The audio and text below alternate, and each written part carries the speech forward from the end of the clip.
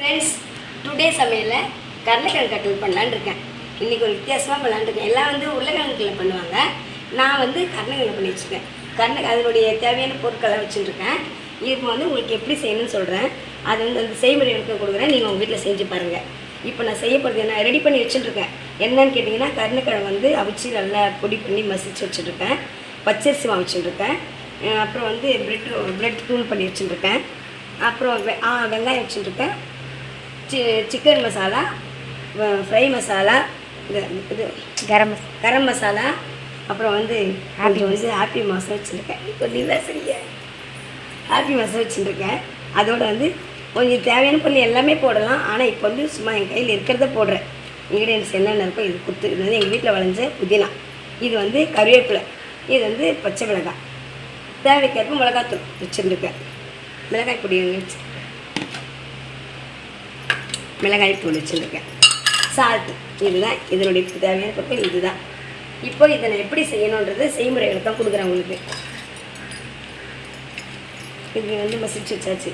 இப்போ இது மேலே ஆனியன் போடணும். ஆனியன் நம்ம தேவைக்கேற்ப போடலாம். ஆனியன் இது கிள்ளி போடணும். கொஞ்சம் கருவேப்பிலை, இது கொஞ்சம் தான் கிள்ளி எடுத்து வந்துருக்கேன். எங்கள் வீட்டில் விளைஞ்சது இது புதினா.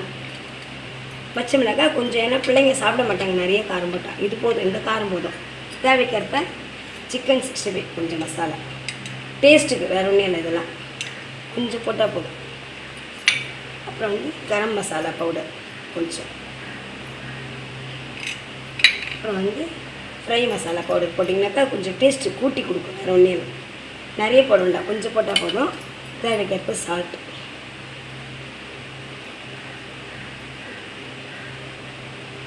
இதுதான் தேவை. கொஞ்சம் சில்லி மிளகாய்த்தூள், வீட்டில் அரைச்ச மிளகாய்த்தூள். அவ்வளோதான், இதுதான் தேவையான பொருட்கள். இப்போ இது என்ன பண்ணணும், பிசையணும். கை விட்டு நல்லா பிசையணும்.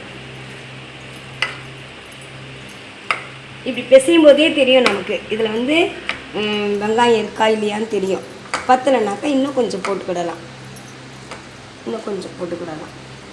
இதில் இன்னும் காயெலாம் கூட சேர்க்கலாம், நல்லாயிருக்கும். ஆனால் இப்போ நான் எது சொல்கிறேன்னு கேட்டிங்கன்னா, டக்குன்னு காலையில் ஒரு சமையல் பண்ணுறோம், சமையல் கட்டி கொடுக்கும்போது இதான் இருக்குனாக்கா, இந்த பொருளை எப்போ பார்த்தாலும் கருளைக்கிழங்கு வறுவல், பொடி மாசு, கருளைக்கிழங்கு குழம்பு இதுதான் செய்கிறீங்க. அந்த கருளைக்கிழங்குல ஒரு வாட்டி இந்த கட்டில் பண்ணி பாருங்கள்.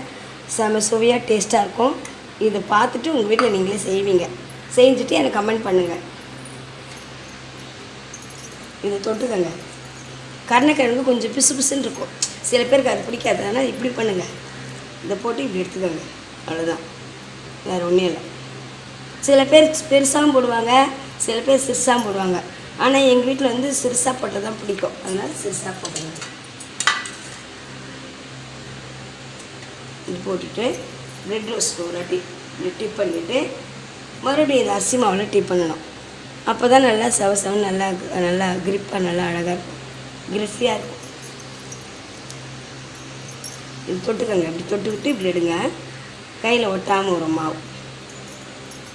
பச்சரிசி மாவு நீங்கள் எவ்வளோ நாள் போடலாம், நல்லா கிரிஃபாக வரும், நல்லா அழகாக. இதுதான் கருளைக்கிழங்கு சூப்பராக இருக்கும். செஞ்சு பாருங்கள் உங்கள் வீட்டில்.